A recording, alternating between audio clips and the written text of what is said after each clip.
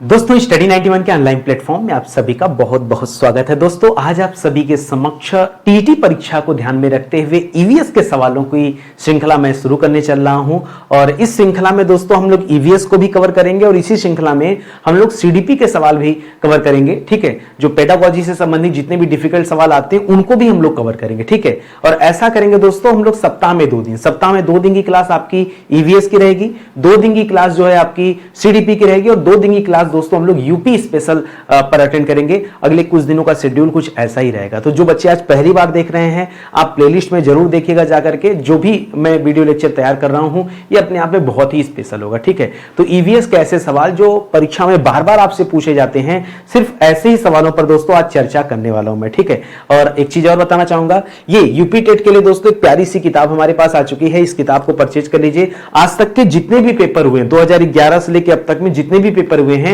सबका डिटेल में सॉल्यूशन दिया गया दोस्तों। बहुत बढ़िया किताब लिखी गई है, खुद मैंने इसे तैयार किया दोस्तों। और सारे सब्जेक्ट इसमें आपको बाल विकास वाला पार्ट भी मिल जाएगा, भाषा वाला पार्ट भी मिल जाएगा, भाषा में दोनों मिल जाएगा, चाहे आपका संस्कृत और अंग्रेजी में से कोई भी हो या हिंदी हो। ठीक है, और सामान्य गणित और पर्यावरण अध्ययन पूरा का पूरा दोस्तों मिल जाएगा। बाकी दूसरी जो सबसे आपकी चहेती बुक है, सुपर सेलिंग बुक हमारी है अपनी हिंदी की किताब 6000 प्रश्नों वाली, तो इसे भी आप परचेज कर सकते हैं। ठीक है, चलिए आते हैं सीधे सवालों पर और पढ़ना आरंभ करते हैं। देखिए सवाल हो सकता है आपको पढ़ने में ऐसा लगे सर आसान है। अब आसान है कि कठिन मुझे नहीं पता, आपके परीक्षा में ऐसे ही सवाल आते मैं इतना जानता हूं। ठीक है, तो चलिए पढ़ते हैं, एक एक सवाल का जवाब जो है देखता हूं कि आप दे पाते हैं कि नहीं। पहला शब्द है सुनामी। सवाल है सुनामी। सुनामी शब्द है ये किस भाषा का शब्द है दोस्तों आपको बताना है। क्या सुनामी स्पेनिश भाषा का शब्द है? नहीं। फ्रांसीसी नहीं। यूनानी भाषा का शब्द नहीं। जापानी शब्द दोस्तों सुनामी। और याद रखिएगा सुनामी को जब इंग्लिश में आप लिखते हैं ना तो इस तरह से लिखते हैं, आगे एक लेटर जुड़ा होता है टी। ठीक है, लेकिन ये टी दोस्तों हम लोग बोलते नहीं है, साइलेंट होता है, तो सुनामी इसको पढ़ा जाता है। ठीक है, सुनामी जो दोस्तों जापानी भाषा का शब्द है। मान लीजिए कभी ये पूछ दिया आपसे कि सुनामी का अर्थ क्या होता है, कोई बच्चा बता सकता है? चलो मान लिया कि जापानी भाषा का शब्द है, ठीक है, लेकिन इसका अर्थ क्या होता है? तो सुनामी का मतलब दोस्तों ये 2 शब्दों से मिलकर बना है, सुधन नामी। ठीक है, सुधन नामी, जिसका अर्थ होता है दोस्तों बंदरगाह की लहरें। ठीक है, बंदरगाह की लहरें, बंदरगाह पर जो लहरें उठती हैं उसी को हम क्या कहते हैं दोस्तों? उसी को हम सुनामी कहते हैं। ये आप याद रखेंगे। हो सकता है कभी डिटेल में इस तरह से आपसे सवाल पूछ ले। ठीक है, अगला सवाल देखिए क्या कह रहा है। कह रहा है भूकंपीय तरंगों की तीव्रता दोस्तों किससे मापी जाती है? भूकंपीय तरंगों की तीव्रता किससे मापी जाती है ये आपको बताना है। ठीक है, अच्छा कई बार दोस्तों यंत्र पूछ देता है, ध्यान दीजिएगा यंत्र। ठीक है, यंत्र पूछते हैं ना तो याद रखेगा इसको हम कई तरह से पढ़ते हैं। एक तो होता है सिस्मोग्राफ। ठीक है, अगर नहीं दोस्तों आपसे पूछ दे कि किसके अंतर्गत इसका अध्ययन किया जाता है तब क्या बताएंगे दोस्तों? तब आप सिस्मोलॉजी भी बोल सकते हैं। ठीक है, सिस्मोलॉजी या भूकंप विज्ञान भी बोल सकते हैं। क्या बोल सकते हैं? सिस्मोलॉजी या भूकंप विज्ञान। इसके कई सारे उत्तर हैं, ध्यान से सुनिएगा। अभी आपसे पूछा है कि सिर्फ तरंग को किससे मापते हैं, तो याद रखिएगा रिक्टर पैमाना से मापा जाता है। ये बोफोर्ड पैमाना, डेसिबल और न्यूटन नहीं होगा दोस्तों, रिक्टर पैमाने से मापा जाता है या फिर मर्केरी स्केल से। ठीक है, मर्केली स्केल। ठीक है, मर्केली स्केल से भी मापते हैं या फिर रिक्टर पैमाना होता है दोस्तों, इससे मापा जाता है। ये दोनों उत्तर सही हो सकता है। तो परीक्षा में देखिएगा, ध्यान दीजिएगा, चाहे रिक्टर पैमाना देगा, चाहे मर्केली स्केल देगा, याद रखेंगे, या सिस्मोग्राफ भी दे सकता है। सिस्मोग्राफ इस यंत्र का नाम है। ठीक है, और अगर अध्ययन की बात करें तब दोस्तों आप सिस्मोलॉजी बोल दीजिएगा या भूकंप विज्ञान कहिएगा, आपका उत्तर जो है सही हो जाएगा। ठीक है, अगला सवाल, भारत का सबसे ज्यादा फ्लडेड स्टेट कौन सा है? सबसे बड़ा ज्यादा बाढ़ग्रस्त राज्य दोस्तों कौन सा है, जहां सबसे ज्यादा बाढ़ आता है? ठीक है, बताइए बाढ़ग्रस्त राज्य दोस्तों कौन सा है? तो याद रखिएगा मध्य प्रदेश नहीं है। मध्य प्रदेश को दोस्तों टाइगर स्टेट कहा जाता है। क्या कहा जाता है दोस्तों? मध्य प्रदेश को टाइगर स्टेट कहा जाता है। ठीक है, झारखंड भी आपका उत्तर नहीं होगा। ठीक है, 36 उत्तर झार 9 नवंबर सन 2000 को, ठीक है, 9 नवंबर सन 2000 को बिहार से अलग करके झारखंड की स्थापना की गई थी। ठीक है, तो इसे आप याद रखेंगे। उत्तर प्रदेश भी आपका उत्तर नहीं है, बिहार आपका उत्तर होगा। जी हाँ, बिहार जो है सबसे ज्यादा बाढ़ग्रस्त राज्यों में गिना जाता है, ये आप याद रखें। ठीक है, बिहार का शोक किसे कहते हैं दोस्तों? परीक्षा में यह भी बहुत बार सवाल पूछा जाता है। बिहार का शोक किसे कहते हैं? ठीक है, बिहार का शोक कहते हैं कोसी नदी को, क्योंकि कोसी नदी की वजह से दोस्तों बिहार में सबसे ज्यादा बाढ़ आता है। इस वजह जैसे बिहार का शोक किसे कहते हैं, कोसी नदी को कहा जाता है, यह भी आप ध्यान में रखेंगे। कह भूकंप के अध्ययन को क्या कहते हैं, अभी मैंने थोड़ी देर पहले बताया था, ठीक है। कॉस्मोलॉजी दोस्तों आप बिल्कुल मत भूलिएगा, कॉस्मोलॉजी का संबंध ब्रह्मांड विज्ञान से, किससे दोस्तों, कॉस्मोलॉजी के अंतर्गत हम लोग किसका अध्ययन करते हैं, हम लोग ब्रह्मांड के अलग अलग जो चीजों के बारे में पढ़ते हैं, तो ये कॉस्मोलॉजी हो जाता है, ठीक है। सिस्मोलॉजी के अंतर्गत दोस्तों भूकंप का अध्ययन होते हैं। टोमोलॉजी कुछ नहीं होता है, बल्कि इसके जगह लिख देता टोपोलॉजी, टोपोलॉजी, टोपोलॉजी, टोमोलॉजी नहीं होता, टोपोलॉजी होता है। ये टोपोलॉजी दोस्तों कंप्यूटर नेटवर्क को कहते हैं, क्या कहते हैं दोस्तों, टोपोलॉजी का संबंध किससे दोस्तों, ये कंप्यूटर नेटवर्क से संबंधित है, ठीक है। कंप्यूटर नेटवर्क से संबंधित है। और पोमोलॉजी दोस्तों याद रखेगा फलों के उत्पादन से संबंधित है, ठीक है, फलों का उत्पादन, ठीक है, फलों के उत्पादन संबंधित है पोमोलॉजी। फिलहाल जो आपका उत्तर था ऑप्शन नंबर बी था। देखिए मेरे साथ पढ़ेंगे तो मैं आपको कारण भी बताऊंगा, साथ ही साथ कारण भी समझाऊंगा कि किसी प्रश्न का उत्तर कोई क्यों नहीं है और जो है वो क्यों है, ठीक है। तो इस तरह से आपको पढ़ना है, या आप ध्यान देंगे। चलिए अगले सवाल पर आते हैं। कह रहा भारत में सबसे पहले आपदा प्रबंधन प्रशिक्षण संस्थान, ठीक है, आपदा प्रबंधन प्रशिक्षण संस्थान, ठीक है, की स्थापना ये कहां पर की गई थी, ठीक है, बताइए, सोच समझ के बताइए। गुजरात में, राजस्थान में, महाराष्ट्र में या पंजाब में, कहां पर हुआ था दोस्तों, तो गुजरात इसका उत्तर नहीं है, राजस्थान भी उत्तर नहीं है, इसका उत्तर है महाराष्ट्र, ठीक है। अगला सवाल आ सकता है सर महाराष्ट्र में कहां पर, भाई महाराष्ट्र तो राज्य का नाम हो गया, अब महाराष्ट्र में कोई ना कोई जगह होगा ना जहां पर इस आपदा प्रबंधन प्रशिक्षण संस्थान की स्थापना हुई होगी, ठीक है। 2008 में लातूर में हुआ था, कहां पे हुआ था दोस्तों, 2008 में इसकी स्थापना हुई थी, ठीक है। इसकी स्थापना कब हुई थी दोस्तों, 2008 में हुई थी। और कहां हुई थी, महाराष्ट्र में कहां हुई थी, तो महाराष्ट्र में जगह पड़ता है लातूर, ठीक है, लातूर जिला है दोस्तों, लातूर, ठीक है, लातूर जिला, ठीक है, लातूर लिखेगा, लातूर में दोस्तों हुई थी, ये आप याद रखेंगे। अच्छा सवाल है, हो सकता है एग्जाम में लातूर ही पूछ दे, महाराष्ट्र न दे, या महाराष्ट्र दे करके जैसे नागपुर कामा महाराष्ट्र, लातूर कामा महाराष्ट्र ऐसे करके लिख दे, तो भी तो कंफ्यूजन हो जाएगा। तो ऐसे अगर आप पढ़ेंगे तो ज्यादा बेहतर रहेगा, ठीक है। राष्ट्रीय भूकंप विज्ञान केंद्र कहां स्थित है, ठीक है, बेंगलुरु में स्थित है क्या, बिल्कुल नहीं, चंडीगढ़ भी नहीं, मुंबई भी नहीं, यह स्थित है दोस्तों दिल्ली में, ठीक है। दिल्ली में कहां पर दोस्तों, फिर वही सवाल आ गया, लोधी रोड है दिल्ली में, ठीक, IMD कॉम्प्लेक्स लोधी रोड, ठीक है, IMD कॉम्प्लेक्स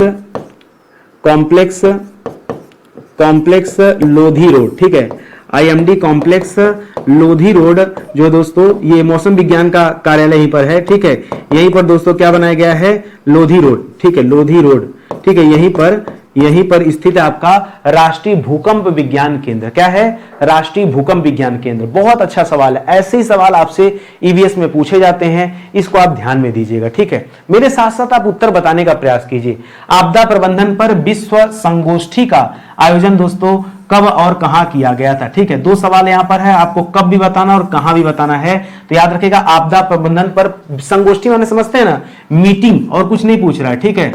संगोष्ठी मतलब ये जो पहली मीटिंग हुई थी इसके बारे में पूछ रहा है। तो फ्रांस में नहीं दोस्तों, ये मीटिंग हुई थी जापान में, ठीक है। आपदा प्रबंधन पर जो पहली मीटिंग हुई थी ये कहां हुई थी दोस्तों, जापान में हुई थी। अच्छा, आपसे लेटेस्ट वाला भी पूछ सकता है, इससे 2026 का तो नहीं, 2025 का दोस्तों कहां पर हुआ, तो 2025 वाला हुआ देहरादून में, ठीक है। हो सकता है यही सवाल आपसे लेटेस्ट में पूछ दे, ठीक है। तो याद रखिएगा 2025 वाली संगोष्ठी का आयोजन कहां पे किया गया दोस्तों, इसका आयोजन किया गया देहरादून में। कहां हुआ, देहरादून, ठीक है, इसका आयोजन किया गया देहरादून में, ठीक है। तो यह भी याद रखेंगे, नया वाला। और पहला वाला हुआ था 1994 में, जापान में हुआ था, इसे भी आप ध्यान दीजिएगा। राष्ट्रीय आपदा प्रबंधन संस्थान ने भारत को कितने भूकंपीय क्षेत्रों में बांट रखा है, तो अब यहां पे देखिए बड़ा कंफ्यूजन वाला सवाल आता है, ठीक है। जैसे समझिए किसी व्यक्ति से यह पूछा जाए कि व्यक्ति कितने प्रकार के होते हैं, तो कोई कहेगा छोटा बड़ा दो टाइप के होते हैं, कोई कहेगा नहीं छोटा बड़ा नहीं, मोटा पतला होता है व्यक्ति, कोई कहेगा गोरा काला। भाई सबके बताने के तरीके अलग अलग होते हैं।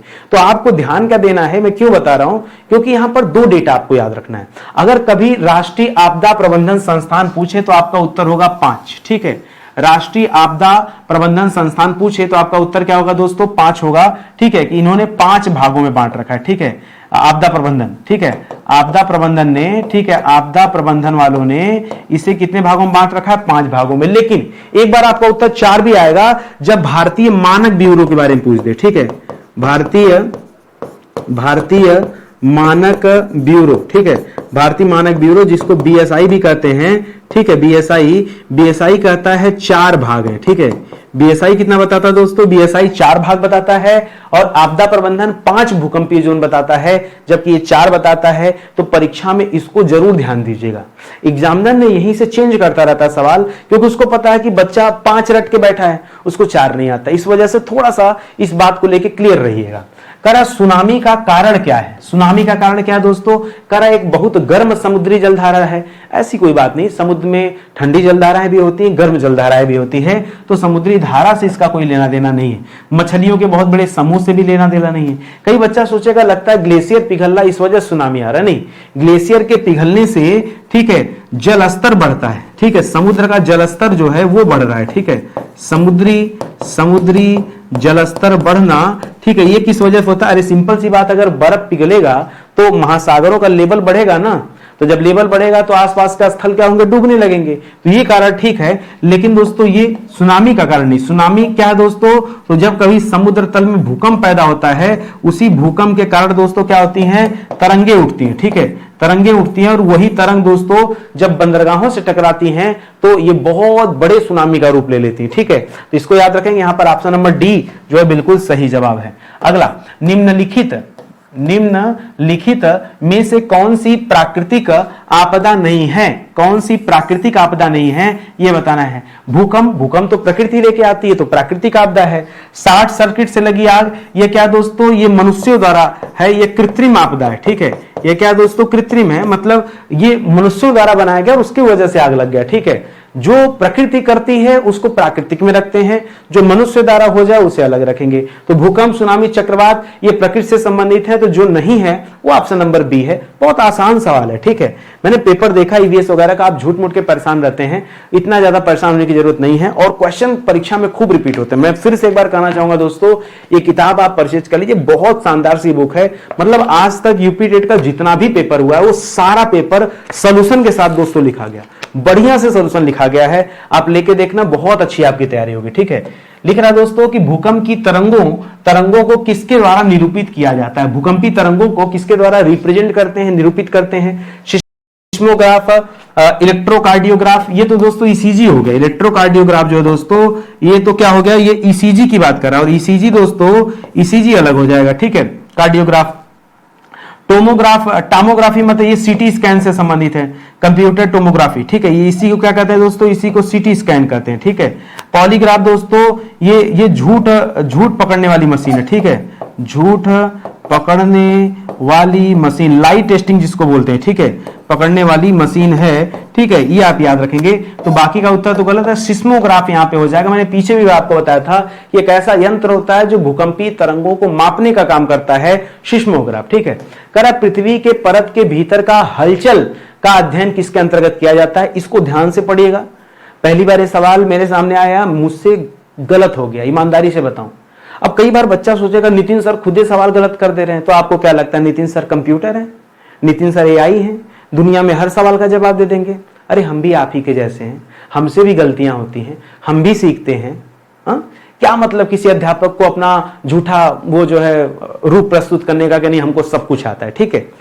जब गलती क्यों हुई इस सवाल में पता है? गलती इसलिए हुई, कभी कभी ओवर कॉन्फिडेंस में गलती हो जाती है। ऐसा नहीं कि सवाल कठिन है, मैं आपको इसलिए समझा रहा हूं कि यदि नितिन सर ओवर कॉन्फिडेंस में गलती कर सकते हैं तो बच्चा भी कर सकता है, इसलिए बच्चे को यहां अलर्ट रहना पड़ेगा।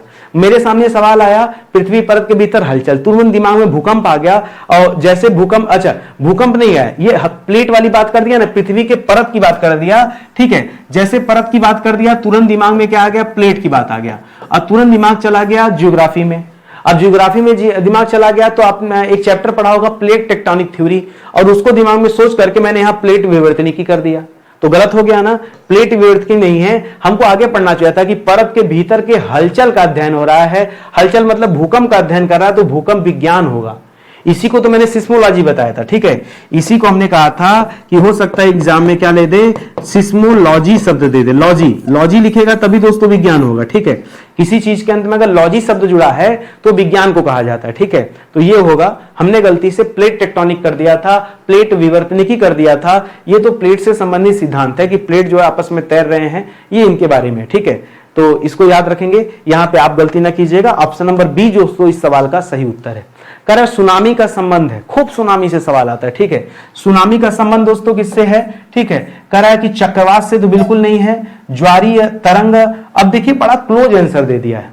एक तरफ लिख रहा है साफ साफ भूकंप, लेकिन भूकंप को सुनामी तो कहते नहीं है। जब समुद्र के अंदर जो भूकंप आएगा तब सुनामी होगा। क्या धरती पे भूकंप आ रहा है, क्या उससे भी हम सुनामी कहते हैं? नहीं। जब सुनामी नहीं कहते हैं तो आप टेंशन क्यों लेते हैं, गलत हो जाएगा। ज्वारी तरंगों से दोस्तों ज्वार भाटा आता है। ये इससे क्या संबंधित है, इससे ज्वार भाटा संबंधित है। समुद्र के नीचे की जो तरंगे होती दोस्तों, जब वो आकर के बंदरगाहों से टकराती है तब दोस्तों सुनामी पैदा होती है। तो थोड़ा सा विस्तार वाला जो उत्तर है ये सही हो जाएगा। कह रहा है गिर शेर परियोजना ये कहां पर अवस्थित है। गिर दोस्तों ये एक राष्ट्रीय उद्यान का नाम है, ठीक है। गिर क्या है दोस्तों, गिर नाम का एक राष्ट्रीय उद्यान है, ध्यान दीजिएगा। यह राष्ट्रीय उद्यान दोस्तों गिर नामक स्थान पड़ता है। गिर पड़ता है दोस्तों जूनागढ़ में। कहां पड़ता है, जूनागढ़ में। और जूनागढ़ कहां दोस्तों, आपके गुजरात में, ठीक है। तो याद रखेगा दोस्तों ये आपका गुजरात उत्तर हो जाएगा। महाराष्ट्र, उत्तर प्रदेश, मध्य प्रदेश नहीं। मध्य प्रदेश को दोस्तों टाइगर स्टेट जरूर कहा जाता है। क्या कहा जाता है, इसे टाइगर स्टेट के रूप में जानते हैं, ये भी याद रखेंगे, ठीक है। और ये गिर जो है दोस्तों ये एशियाई शेरों के लिए फेमस है, ठीक है। एशियाई शेरों के लिए प्रसिद्ध, ठीक है। एशियाई शेरों के लिए ये प्रसिद्ध है गिर राष्ट्रीय उद्यान। इसको आप ध्यान में रखेंगे। बहुत अच्छा सवाल है, परीक्षा में बार बार दोस्तों पूछा जाता है, तो इसको आप ध्यान में रखेंगे। और थोड़ा डिटेल भी दोस्तों आप देखिएगा, ठीक है। हो सकता है जूनागढ़ ने देखे सौराष्ट्र भी दे सकता है, ठीक है। तो गिर के लिए दोस्तों एक और शब्द दे सकता है सौराष्ट्र, ठीक है। ये पूरा का पूरा बेल्ट सौराष्ट्र का कहलाता है, ठीक है, गुजरात में है, ठीक है। तो जहां पर एक गिर राष्ट्रीय उद्यान है इसकी बात कर रहे हैं। कह रहा सरिस्का राष्ट्रीय उद्यान दोस्तों कहां पर स्थित है, सरिस्का। तो सरिस्का राष्ट्रीय उद्यान है दोस्तों राजस्थान में। कहां पर है, गुजरात में नहीं है, उत्तर प्रदेश, मध्य प्रदेश नहीं है। सरिस्का जो है दोस्तों राजस्थान में है। राजस्थान में कहां पर दोस्तों, तो चित्तौड़गढ़ में, ठीक है। चित्तौड़गढ़ में दोस्तों ये सरिस्का राष्ट्रीय उद्यान है, इसे आप याद रखेंगे। भाई राज्य के साथ साथ राज्य में पर्टिकुलर लोकेशन भी आपको पता होना चाहिए कि कौन सा चीज कहां पर है, तो इसे भी आप ध्यान में रखेंगे। करा भारत में प्रोजेक्ट टाइगर दोस्तों ये कब शुरू हुआ था, प्रोजेक्ट टाइगर कब स्टार्ट हुआ था, तो पहली बार प्रोजेक्ट टाइगर ये 1973 में शुरू हुआ था, ठीक है। देखिए एमपी को टाइगर स्टेट जरूर कहते हैं, लेकिन वहां से शुरुआत नहीं हुआ था, ठीक है, इसे भी याद रखेंगे। तो यहां 1900 Jim Corbett national park Uttarakhand में यहां से शुरू हुआ था, ठीक है। लिखेगा जिम कॉर्बेट नेशनल पार्क, ठीक है, जिम कॉर्बेट राष्ट्रीय उद्यान, ठीक है, जिम कॉर्बेट राष्ट्रीय उद्यान इससे शुरू हुआ था, ठीक है। अच्छा कई बार इसका पुराना नाम पूछ लेता है दोस्तों, पुराना नाम पूछ लेता है, तो बताइएगा हेली नेशनल पार्क, ठीक है। क्या दोस्तों, हेली राष्ट्रीय उद्यान, ठीक है। इसी का पुराना नाम क्या है दोस्तों, हेली राष्ट्रीय उद्यान भी है, याद रखेंगे। 1973 में यहीं से टाइगर जो है ये टाइगर बचाओ या फिर जो लिखा है प्रोजेक्ट टाइगर, इसकी शुरुआत दोस्तों किया गया था। 1973 से ये कार्यक्रम चल रहा है भारत में, इसे आप ध्यान में रखेंगे। करा फूलों की घाटी दोस्तों कहां स्थित है, फूलों की घाटी, ठीक है। तो जम्मू कश्मीर बिल्कुल भी नहीं है, उत्तराखंड है दोस्तों आपका उत्तर। उत्तराखंड में एक जगह पड़ता है चामोली, जिला का नाम है चामोली, ठीक है। चामोली जिला दोस्तों इसी को क्या कहते हैं, चामोली जिला, ठीक है। इसी को क्या कहते हैं, इसी को फूलों की घाटी कहते हैं। चामोली जिले में स्थित है फूलों की घाटी, ये आप याद रखेंगे। केरल में दोस्तों शांत घाटी स्थित है। क्या दोस्तों, केरल में शांत घाटी स्थित है, ठीक है। कई बार पूछ देता है कि शांत घाटी कहां स्थित है, तो क्या बताएंगे, साइलेंट वैली शांत घाटी, ठीक है। अरे भाई मेरे, ठीक है, साइलेंट वैली, ठीक है, साइलेंट वैली, ठीक है। साइलेंट वैली लिख दे या शांत घाटी पूछ दे तो याद रखेगा केरल में स्थित है। बाकी अगर फूलों की घाटी दे दे तो कहां बताएंगे, ये उत्तराखंड के चामोली में स्थित है, इसे आप ध्यान में रखेंगे, ठीक है। निम्नलिखित में से किस जनपद में चंद्रप्रभा वन्य जीव अभयारण्य, ठीक है। अभयारण्य मतलब अभय धन अरण्य, अरण्य मतलब जंगल, अभय मतलब भयमुक्त, जहां जीव जंतु भयमुक्त अपना जीवन जी सके उसी को अभयारण्य कहते हैं। और ये जो चंद्रप्रभा वन्य जीव अभयारण्य है ये कहां स्थित दोस्तों, ये चंद्रप्रभा चंदौली में है। कहां है दोस्तों, चंद्रप्रभा कहां है दोस्तों, ध्यान दीजिएगा, चंद्रप्रभा वन्य जीव अभयारण्य ये कहाँ स्थित है? ये चंदौली में स्थित है, इसे ध्यान दीजिएगा। लखनऊ और बनारस ये गलत हो जाएगा, बनारस से सटा हुआ ये चंदौली, ठीक है, लेकिन ये है चंदौली में, इसको ध्यान देंगे। कह रहा है किस राष्ट्रीय उद्यान, ठीक है, किस राष्ट्रीय उद्यान को पहले हेली राष्ट्रीय उद्यान का कहा जाता था, ठीक है, कहा जाता था, ये बताना आपको, ठीक है। हेली राष्ट्रीय, अभी पीछे ही आपको बताया, जहां पर 1973 में प्रोजेक्ट टाइगर शुरू हुआ था, इसका नाम था जिम कॉर्बेट नेशनल पार्क, ठीक है। राजाजी दुधवा ये गलत हो जाएगा, दुधवा राष्ट्रीय उद्यान दोस्तों ये लखीमपुर खीरी में स्थित है, ठीक है, लखीमपुर खीरी में स्थित है। और लखीमपुर खीरी कहां दोस्तों? ये आपके उत्तराखंड में है। अच्छा, राजाजी राष्ट्रीय उद्यान कहां स्थित? सोच समझ के थोड़ा दिमाग पे जोर डाल के बताइएगा, राजाजी राष्ट्रीय उद्यान ये कहां स्थित है? उद्यान देखिए, सब लिख लीजिए, यहां गड़बड़ हो गया है, ठीक है। उद्यान, राजाजी राष्ट्रीय उद्यान ये कहां स्थित दोस्तों? ये आपके उत्तराखंड में भी है, ठीक है। राजाजी भी कहां है? उत्तराखंड में। और जिम कॉर्बेट नेशनल पार्क दोस्तों ये भी उत्तराखंड में, लेकिन इसी का पुराना नाम हेली नेशनल पार्क था। और यहीं से 1973 में प्रोजेक्ट टाइगर शुरू हुआ है, ठीक है। क्या शुरू हुआ है? प्रोजेक्ट टाइगर, ठीक है, प्रोजेक्ट टाइगर स्टार्ट हुआ था ये प्रोग्राम, इसको याद रखेंगे। यानी चीता बचाओ आंदोलन था एक तरह से, ठीक है। आंदोलन क्या? ये चीता बचाओ एक प्रोजेक्ट है दोस्तों, जो इस भारत में चीता के संरक्षण के लिए काम करता है, ठीक है। कह रहा भारत में पर्यावरण संरक्षण अधिनियम कब लागू किया गया? कौन सा अधिनियम दोस्तों? पर्यावरण संरक्षण अधिनियम। 1967 बिल्कुल भी नहीं, 75 में भी नहीं, 86 में, 1986 में पर्यावरण संरक्षण अधिनियम लागू किया गया था, ये आप याद रखेंगे। ये कई बार ना सवाल ऐसे अधिनियम वाले भी डायरेक्टली पूछ लिए जाते हैं आपसे, ठीक है, तो ध्यान दीजिएगा। पर्यावरण संरक्षण अधिनियम ये 1986 में जो है भारत में शुरू किया गया। एज इट इज दोस्तों ऐसे ही सवाल बनते हैं। कह रहा है कौन सा राज्य टाइगर स्टेट के रूप में जाना जाता है, ठीक है। टाइगर स्टेट राज्य किसे कहते हैं दोस्तों? तो मध्य प्रदेश को कहते हैं, मैंने पहले आपको बता दिया, ठीक है। उत्तराखंड, और हाँ, उत्तराखंड में 1973 में प्रोजेक्ट टाइगर शुरू हुआ। बार बार रीड करिए, इतने बार दोस्तों रीड कर लीजिए ना कि ना चाहते हुए भी उत्तर आपको याद हो जाए, ठीक है। तो याद रखिएगा दोस्तों, यहां प्रोजेक्ट टाइगर शुरू हुआ, ठीक है। प्रोजेक्ट टाइगर ये शुरू हुआ था उत्तराखंड से, और उत्तराखंड में जिम कॉर्बेट नेशनल पार्क से स्टार्ट हुआ था। फिलहाल आपका उत्तर दोस्तों मध्य प्रदेश हो जाएगा। कर राजस्थान राज्य का पक्षी अभयारण्य, अभयारण्य में भ पूरा होता है, अभयारण्य किस जिले में स्थित है? सवाई माधोपुर भी नहीं, अलवर नहीं दोस्तों, ठीक है। अलवर में आपका सरिस्का राष्ट्रीय उद्यान था, ठीक है। अलवर में क्या था दोस्तों? सरिस्का, ठीक है। भरतपुर दोस्तों यहाँ उत्तर हो जाएगा, भरतपुर, ठीक है। भरतपुर में केवलादेव नेशनल पार्क है। कौन सा दोस्तों? केवलादेव पक्षी अभयारण्य, नेशनल पार्क नहीं है, केवलादेव पक्षी अभयारण्य, ठीक है। पक्षी अभयारण्य, ठीक है। केवलादेव पक्षी अभयारण्य ये कहां स्थित दोस्तों? ये आपके भरतपुर में स्थित है, इसे आप ध्यान में देंगे, रखेंगे, ठीक है। बहुत अच्छा सवाल है। ऐसे ही सवाल दोस्तों ईवीएस में आते हैं। कई बार आपको लग रहा होगा सर ये कैसा वैसा मत सोचिए, मेरे साथ आ गए हैं, सीरीज ज्वाइन कीजिए, एक कॉपी कलम लेके बैठिए और सीधा सवाल अटेंड कीजिए। जो सवाल आता है ठीक है, नहीं आता है, जैसे आप लिखिए, जैसे लिखा है ना 23, तो 23 का ABCD में से कौन सा सही है, ये पहले आप अपने से ज्यूम कर लीजिए। आप वाला गलत हो जाएगा। मान लीजिए आपने उत्तर दे दिया यहाँ पर A, अब A तो उत्तर है नहीं, तो आप अपना उत्तर गलत कर दीजिएगा और सही उत्तर जो है उसे लिख लीजिएगा। हाँ, तो क्या पूछा है? शांत घाटी। अभी पीछे मैंने आपको बताया, शांत घाटी यानी इंग्लिश में से क्या कहते हैं? साइलेंट वैली कहते हैं। क्या कहते हैं? साइलेंट वैली कहते हैं। साइलेंट वैली दोस्तों केरल में, असम में नहीं, अरुणाचल में नहीं, कहां पर दोस्तों? ये केरल में स्थित है। कई बार दोस्तों पूछ देता है, जैसे ऑप्शन में केरल दे देगा, ऑप्शन में पश्चिमी घाट दे सकता है, ऑप्शन में नीलगिरी दे सकता है, इसमें से कुछ भी दे सकता है, ठीक है, ये सब भी दे सकता है। तो है केरल में, लेकिन केरल में कहां पर दोस्तों? तो ऑप्शन में पश्चिमी घाट भी दे सकता है, नीलगिरी दे सकता है, जिला दे देगा तो पलक्कड़ जिला दे सकता है। क्या समझे? अगर जिला देगा दोस्तों तो पलक्कड़ जिला दे सकता है। क्या दे सकता है? पलक्कड़ जिला दे सकता है, ठीक है। राज्य देगा तो केरल दे सकता है, ठीक है। ये सारी बातें आप ध्यान में रखेंगे, ठीक है। करा भारत में कहां सींग युक्त गैंडा पाया जाता है? सींग युक्त गैंडा दोस्तों कहां पाया जाता है? गुजरात में नहीं, ये पाया जाता है काजीरंगा नेशनल पार्क में, ठीक है। काजीरंगा राष्ट्रीय उद्यान, ठीक है।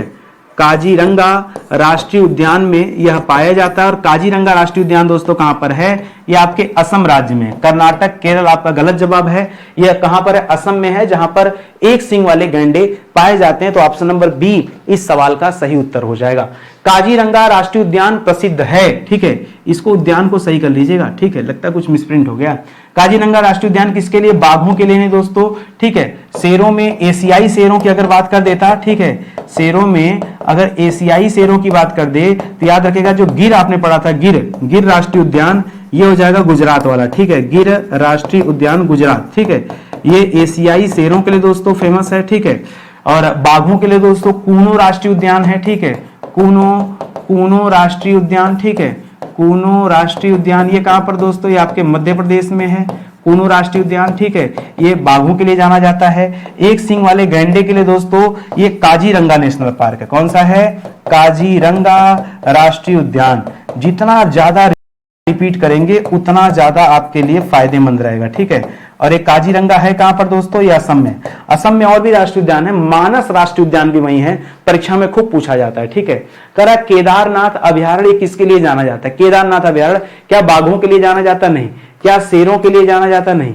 पक्षियों के लिए भी नहीं, ये जाना जाता है कस्तूरी मृग के लिए।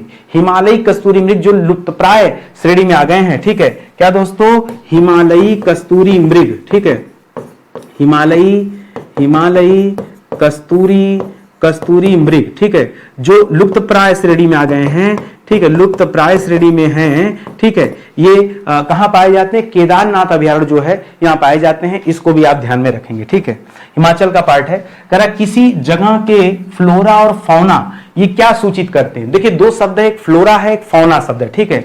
फ्लोरा दोस्तों क्या बताता है? जंतु जगत के बारे में बताता है, ठीक है, जंतु जगत के जितने भी जीव हैं फ्लोरा है, ठीक है। और फौना दोस्तों क्या बताता है? ये वनस्पति जगत की बात करता है, ठीक है, वनस्पति जगत की बात करता है, यानी पेड़ पौधों की बात करता है। संपूर्ण वनस्पति जगत में जो कुछ है सब दोस्तों फौना है, ठीक है। तो याद रखेगा पेड़ पौधा जंतु नहीं, मछली पेड़ पौधा नहीं, ठीक है, हाँ ठीक है, फ्लोरा फौना। अच्छा एक चीज और याद रखेगा, ठीक है, पेड़ पौधे एवं जंतुओं के लिए, ठीक है। अच्छा देखिए कंफ्यूजन करने के लिए बड़ा अटपटा सा ऑप्शन दिया है, ठीक है, पक्षी और पेड़ पौधे नहीं, ये भी नहीं, जो सही उत्तर है ये पेड़ पौधे और जंतुओं के लिए, ठीक है। और ये पर्टिकुलर दोस्तों क्या बताता है? ये पर्टिकुलर जैव विविधता को इंडिकेट करता है, ठीक है, उच्च जैव विविधता वाले क्षेत्र, ठीक है, उच्च ऐसे लिख लीजिए ज्यादा अच्छा है, उच्च जैव विविधता वाले क्षेत्र, ठीक है। ये क्या होते हैं दोस्तों? ये मुख्यतः उच्च जैव विविधता वाले क्षेत्र होते हैं, विभिन्न प्रकार की जात प्रजाति के जो है जीव जंतु पेड़ पौधे पाए जाते हैं। तो ये जो आपका ऑप्शन नंबर 1, 2 है इसको सही कर लीजिए, ऐसे नहीं ऐसे कर लीजिए, ठीक है। पेड़ पौधे और जंतु की बात कर लेते हैं, ये सही हो जाएगा। कह रहा किसके नेतृत्व में चिपको आंदोलन को बल मिला था? चिपको आंदोलन को बल मिला था किसके नेतृत्व में? सुंदरलाल बहुगुणा, अमृता देवी बिश्नोई, मेधा पाटेकर, ठीक है। मेधा पाटेकर का संबंध दोस्तों नर्मदा बचाओ से, ठीक है, नर्मदा बचाओ आंदोलन, ठीक है, ठीक है, नर्मदा नदी बचाने के लिए जो आंदोलन हुआ था उससे है। ए के बनर्जी नहीं, ये सब ऑप्शन नहीं। सुंदरलाल बहुगुणा कर लीजिए दोस्तों, सुंदरलाल बहुगुणा के नेतृत्व में ही उत्तराखंड में यह आंदोलन शुरू हुआ जिसका नाम था चिपको आंदोलन, इसको याद रखेंगे। हालांकि पहली वो शख्स थी गौरा देवी जिन्होंने स्टार्ट किया था यह आंदोलन 1974 में, ठीक है। तो इसमें जो प्रथम आंदोलन जो शुरू किया था चिपको आंदोलन, वो किसने शुरू किया था दोस्तों? उनका नाम था गौरा देवी। और कब किया था दोस्तों? 1974 में। पेड़ को चिपक करके उन्होंने पेड़ों को बचाया था। और उत्तराखंड में गांव है रैणी गांव या रैनी गांव, ठीक है, रैनी या फिर रैणी मिलेगा, रैणी, ठीक है, रैनी गांव या रैणी गांव से यह शुरू हुआ था, यह आप याद रखेंगे, ठीक है। तो नाम क्या दोस्तों? सुंदरलाल बहुगुणा ने इसको और ज्यादा चर्चित बना दिया था, लेकिन गौरा देवी का नाम दोस्तों आपको जरूर याद रखना है। पर्यावरण को बचाने के लिए चिपको आंदोलन का संबंध किस राज्य से है? तो उत्तराखंड राज्य से है। उत्तराखंड राज्य में दोस्तों रैणी गांव है, ठीक है, रैणी गांव से इसका संबंध है, जहां पर सुंदरलाल बहुगुणा, गौरा देवी जैसे लोगों ने मिलकर इस आंदोलन को शुरू किया था। अच्छा रैणी गांव किसके अंतर्गत आता दोस्तों? ये चामोली जो जिला था ना, जहां पे फूलों की घाटी थी, चामोली जिला के अंतर्गत ही दोस्तों रैणी गांव आता है, ये आप याद रखेंगे। अच्छा इसमें हुआ क्या था? गवर्नमेंट ने पेड़ काटने का आदेश दे दिया था और वहां के स्थानीय जनता जनार्दन ने पेड़ों को बचाया था। एक एक पेड़ों से लिपट कर खड़े हो गए कि भाई अगर पेड़ काटना है तो पहले हमें मारना पड़ेगा। और इस तरह से ये आंदोलन बड़ा तीव्र हो गया था। चिपको आंदोलन की शुरुआत कब हुई थी दोस्तों? तो देखिए है तो 74, ठीक है, लेकिन नहीं ऑप्शन में है तो 73 भी कर सकते हैं, ठीक है, 1974 है। वैसे इसीलिए कहा जाता है दोस्तों, ठीक है, हाँ ये टाइम याद रखेंगे, ठीक है। तो ये हुआ था, चिपको आंदोलन शुरू हुआ था, और यहाँ पे जो नाम याद रखेंगे आप, वो सुंदरलाल बहुगुणा, सुंदरलाल बहुगुणा का नाम पहले रखिए, क्योंकि परीक्षा में यही से ज्यादा सवाल बनता है। और मोस्ट इंपॉर्टेंट पर्सन में, ठीक है, मोस्ट इंपॉर्टेंट पर्सन में आप नाम याद रखिए गौरा देवी का, ठीक है, गौरा देवी का, जिन्होंने रैणी गांव से इसकी शुरुआत किया था, ठीक है, रैणी गांव से क्या किया था, चिपको आंदोलन की शुरुआत किया था। तो यहाँ जो उत्तर है ये नियर बाई उत्तर दोस्तों ऑप्शन नंबर बी मिल रहा है, क्योंकि अगर 1967 चले जाएंगे तो हरित क्रांति का संबंध है।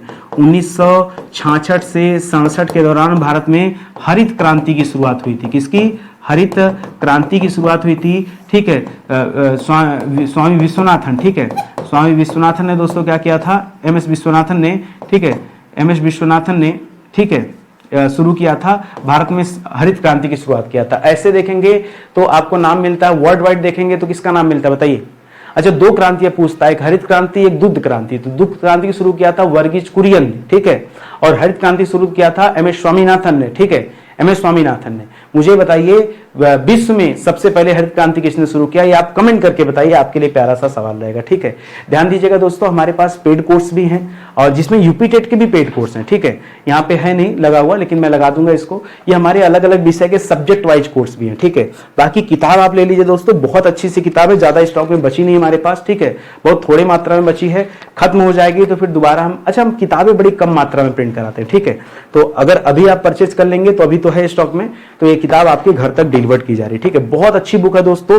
और बाकी हिंदी की बुक तो हमारी सुपर सेलिंग बुक है, सबसे ज्यादा डिमांड दोस्तों हमारी हिंदी किताब का है। पूरे 6000 सवाल इस किताब में दिए गए, 632 पेज की किताब है, ये मायने रखती है। और ये जो यूपी वाली किताब है दोस्तों, ये भी 250 पेज की तो होगी, मैं देख लेता हूं, हाँ 260 पेज की किताब है, ठीक है। तो 260 पेज पर्याप्त दोस्तों आपकी यूपी टेट के लिए, एक बार आप लेके देखें, बहुत बढ़िया बुक है, ठीक है। बाकी हमारी अलग से सीरीज भी चलती है, यूट्यूब पर भी चलती है, फ्री क्लासेस जो मैंने पढ़ा रखा है, संपूर्ण सामान्य अध्ययन के नाम से प्लेलिस्ट है, 550 से ज्यादा लेक्चर उस सीरीज में मैंने दिया हूं, और एक एक सब्जेक्ट आपको कवर कराए हूं।